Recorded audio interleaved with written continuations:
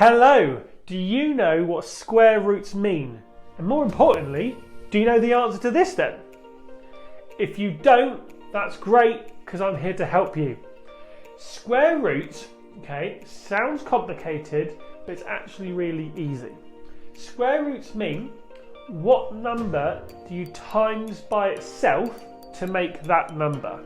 So, what number times by itself equals 9? So let's have a go. So 2 times 2. So you're timesing it by itself. Does that equal 9? No, it doesn't. That equals 4. So let's go up to the next one. 3 times 3. What does that equal? You got it? Well done. That is 9. And that means, if that's the answer there, that's the 9, isn't it? So if 3 times 3 equals 9, the square root, the base of 9, must be 3. And that's all square roots mean for the answer of 9. Alright? So use this information, play the next game, and we'll see you in the next one. Bye!